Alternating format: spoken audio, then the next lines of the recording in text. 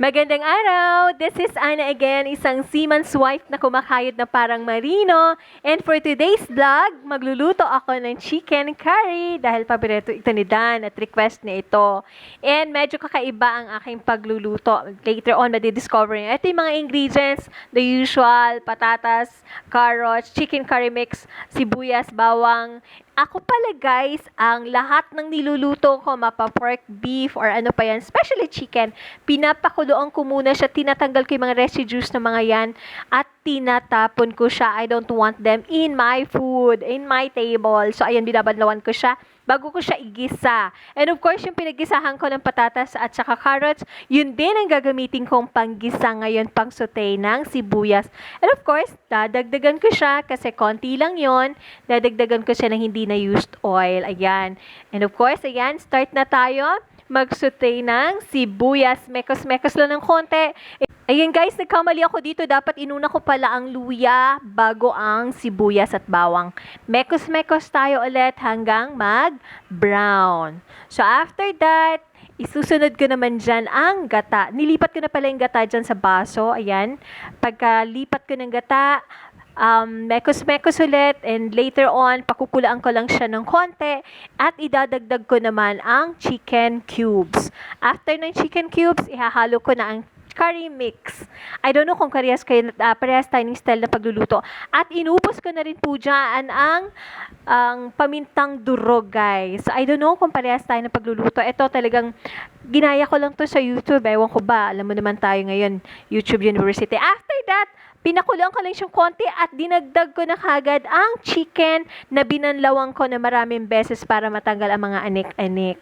At after that, ito palang chicken na to, ang part nito is legs. Kaya hindi actually maganda Pero ito lang kasi ang available na meron kami sa ref. So ayan, mekos-mekos, pakulo ng konti. Ilalaglag ko naman or idadagdag ko naman ngayon ang carrots and yung prito kong patatas para may kulay-kulay. Next time, bibili na kami ng bell pepper. Wala kami yan. Wala kasi kaming available nun sa ref. So, yun lang ang kung ano nasa ref na available namin. Ganun lang guys. Huwag na masyadong umarte at artihan. Gagawa lang tayo ng, alam mo na. Tapos, syempre, pag medyo luto na kasi ang sibuyas at ano dyan, naparami ang salt ko dyan. Wag nyo akong gagayahin. So, nirevise ko yun ng konti. But of course, hindi ko na siya pinakita.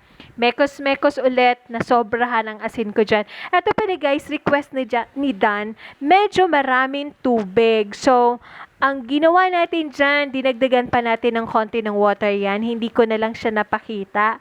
Pero kasi, yun talaga ang request niya. Ayaw niya ng chicken curry na medyo konti ang sabaw. Parang ang style niya is tinolang curry.